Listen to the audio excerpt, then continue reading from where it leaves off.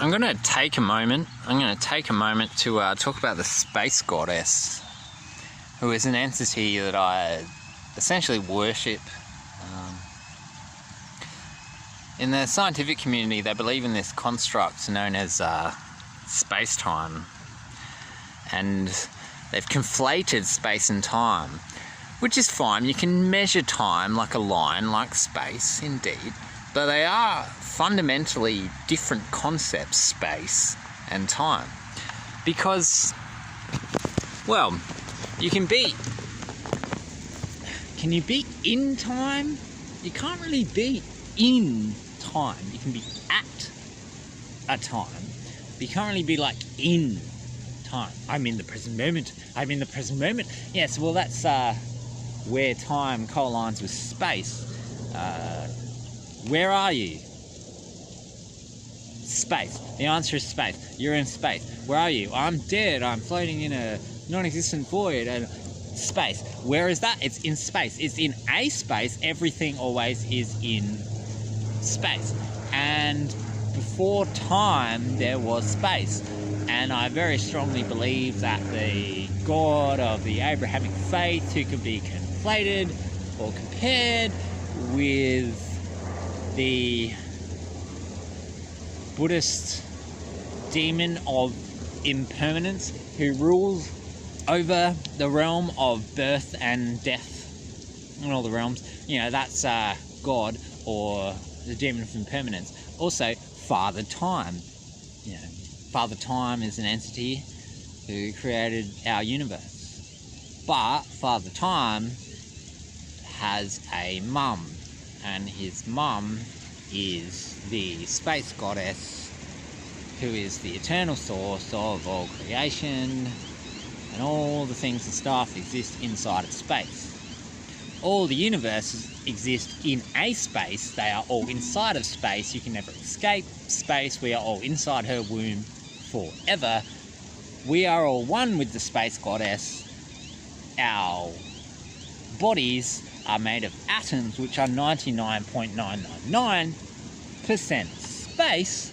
We are mostly space, and they like to say we are mostly empty. We are void, say the Buddhists and certain Western scientists when describing the quantum mechanical truths discovered about reality. Everything's empty, but that just means there's lots of space in it. And space is not empty, because space contains all things. All things are in space. We are made of space, with a few little vibrational things, impurities basically, inside of space. And I personalize this space concept as a goddess who is the mother of all. I don't anthropomorphize, because I don't ascribe human consciousness to this entity, but I do ascribe a crude consciousness to this entity. I also like to conflate space with spirit. We're all one spirit. That is space experiencing itself as impurities that are material. The material universe is, of course, the creation of Father Time, who is an arsehole. He's an arsehole. He's like, I'm going to test these motherfuckers with karma, blah, blah, blah, blah, blah. And that was his rules when he invented the stars and planets. But the stars and planets, had a conference, and they were like, hey, fuck you, Father Time, creator of our universe. We want to be able to create like you did. And so the stars and planets managed to do a negotiation, a contract, a treaty to be like, we're allowed to create too. And the stars and planets created life as we know it. The planets and stars were already alive, obviously. That's why we used to anthropomorphize and personify them. The Earth is a living goddess. She gave birth to you and everyone you know or care about. She is your mum. Give her respect. And also, the sun, it's fucking huge. It will destroy you. It probably will. If not, in some big wave of electromagnetic energy in the form of a solar flare and such, or just, general decay of your body, which happens due to, photonic interactions. So we're all dying. Isn't that beautiful? But we get some fun while we're here. The earth is your mum. She is good. And the sun is also alive. You are alive. The earth is alive. There's a classic analogy someone came up with. There's a butterfly that lives its entire life in a redwood tree. And if you were to ask this butterfly in an American accent, if you were to ask this butterfly, is the tree that you live in alive? And I'm sure the butterfly would say, no, it's just my home. It's a creature. So it is with you and Earth, you dumb schmuck. Give respect to your mother. Okay, well, It only applies to Western society, because all the indigenous societies of the world, whether they be Aboriginal Australian or Torres Strait Islander or the various nations of Native America, North and South, the Mapuche, Iroquois, and I fucking picked a nation from the North American Turtle Island continent. They already know that the Earth is a living creature. And yet we in the Western world go, it's just an empty object, blah, blah, blah, blah, blah. It's only our mother, but she does not exist, blah, blah, blah, blah, blah. Switch back to 350 years ago, all the arguments about whether or not the world has a soul, which was a legitimate academic argument during the early days of science, when there was a little bit of a mishmash between spirituality and science, and then there was some kind of agreement, implicit agreement between science and religion, that religion was like, don't you fucking study spirituality, you scientists. Don't. And the scientists went, yes, well, spirituality is not real. We won't study that. Wink. And then anyone who has actually studied spirituality discovers the same things as everyone else, because there are actual fucking truths to be discovered there. And there are different schools of thought. For example, the ascetic path versus the materialistic path. The ascetic path, I will deny all things to my body and that will enhance my mind. But there's the tantric sort of path, which is about let's indulge in the senses and I will achieve enlightenment. Like it's, if you want to be one with the universe, you can do anything. Because you already are, because we're all one with the space goddess. I was talking about the space goddess. Talk about Earth, talk about the sun, they're alive, you're alive, I'm alive. All concepts are alive, everything's fucking alive. Everything grows and evolves. This applies equally to ideas.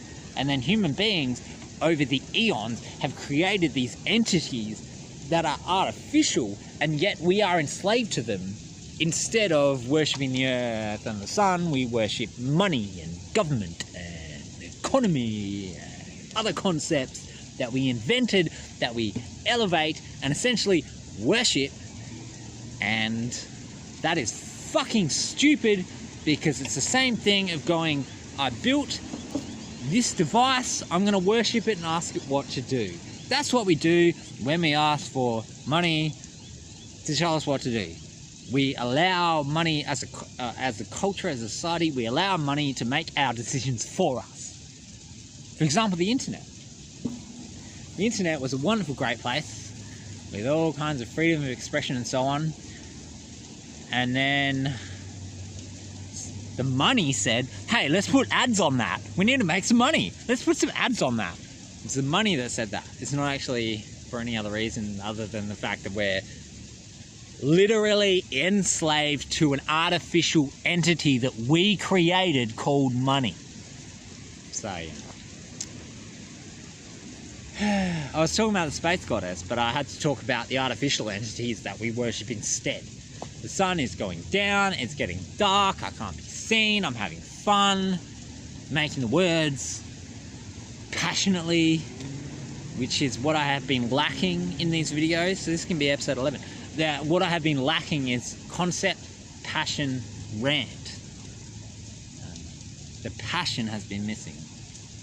I just sang like 4 songs, so there, the passion been rebirthed. I believe I will make an effort to come to the park more often as part of this process of experimenting in discipline and creation.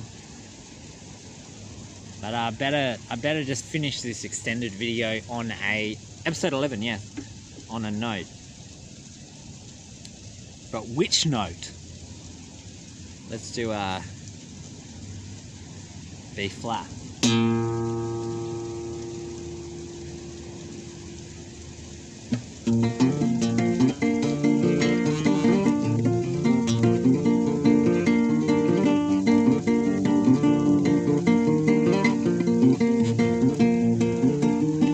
Oh, there's a space goddess. She is all the mess, and all the tidy things as well, and all the silence and the smells, and all the sounds and the sights. They happen deep inside of her, and we're all in there. The things that we all share in this universe that we can see, that seems to be persistent.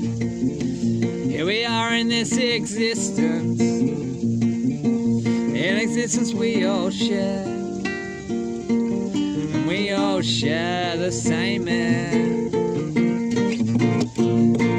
Oh, the space goddess is proud of all her mess. She's proud of all her mess. She has all the emotions, and she doesn't care at all. She doesn't care for anything or everything. Oh, it doesn't matter, 'cause we're all one and all.